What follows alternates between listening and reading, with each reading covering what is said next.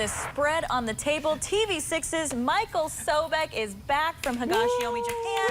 Michael, we missed you. Welcome back. You've shared your experiences with us over the past couple of weeks and what your days in Japan were like, but we didn't really get to catch up with you after that last story from you. So how were the last few days in Japan? Welcome back. Thank you. The last few days were very bittersweet. I won't lie. I made some amazing friends. I really feel like I have an extra family over in Higashiomi, Japan. So leaving was a little difficult, but I did come back. But we got to see some really cool things. One of my favorites was the Torobo Shrine, which is one of the oldest shrines in Higashiomi. There it is the Shrine of Victory, and I have a charm here. This was my biggest one. We had it's a charm for victory. Delegation member was able to make one.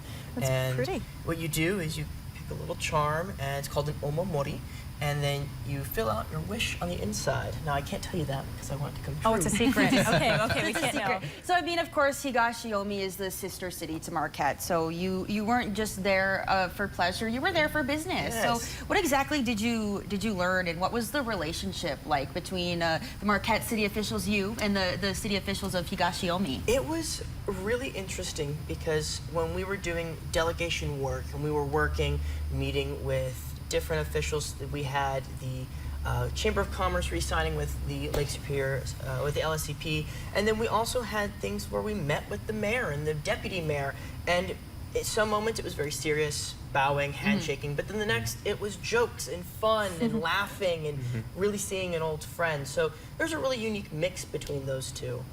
Why do you think a relationship with a city overseas is important to a town like Marquette? It brings, I think, aside from the fact that there is different maybe skills or, for example, the Chamber of Commerce, ways that they support their businesses and skills that we could incorporate here, but also cultural understanding and learning. We see what the Japanese culture is like and how they incorporate that there and how maybe we can implement some of those skills here. Yeah, and Michael, you have some stuff. Tia is holding it right now. You told me earlier you made this, right? I made this. Oh, you made that. Oh, this is beautiful, Michael. So talk about what it is. And you made some other things on this table, too. I did make some other things on this table. Can I just like walk up to the camera? I'm gonna do it. Look at that. Can you see?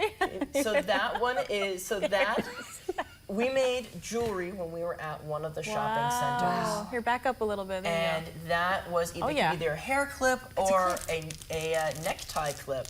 And I wanted mine to feel like sakura, which are the cherry blossoms. Yes, beautiful. You should put it on. I thought about it, and I thought about putting it on. We have another segment, so maybe we'll get a peek at it. Let's read this as well. Now, speaking of sakura and cherry blossoms, this is actually a fan that now the fan was pre-made, but I actually did the calligraphy on this fan, and this is the kanji for sakura, which are the cherry blossoms. So that says sakura on it. It says sakura on it. Now, I have a question, and John, we were talking about this earlier. Your name in Japan was kind of similar to what it is here in America. In America, it's just a little different. Yeah. So my name, and this is a great way to show it as well, because I have an English name, we use katakana, which is one of the different alphabets in Japanese.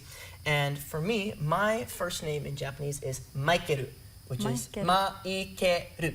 It sounds similar to Michael. It sounds similar, and that's because katakana uses foreign words in a Japanese way that can be understood. Okay, now that makes sense. How cool is that? It was awesome. Now there's a lot that we did. I mean, everything from seeing shrines, and we have video of that as well. We met with other members of the community. We got to go to one of the oldest pottery locations in Higashiomi, Japan. We see some of the really old styles of creating pottery.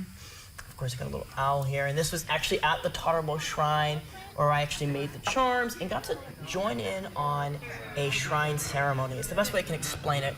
We dressed up in the traditional clothing, and we got to join in. There's me getting ready. Oh, wow. And it was a really unique experience, and they let me film, which normally you're not allowed to film, especially during the ceremony. And so that was a really unique experience, and that's what the inside of the shrine looks like. Oh, wow. And so it kind of showed you making that little shrine charm as well. How cool is it? Well, thanks for sharing all of this stuff, Michael, but we're not quite done checking in with you. Yes, not quite, because there is so much more that I got to experience, and we'll talk a little bit more of a recap when we come back. But of course, Jennifer Perez has the weather, and we talk about weather. Higashiomi was humid and hot. Oh, hey, well, that's not too far off. That's what it Pretty is out similar. here. Yeah. So Jennifer will have that when we return.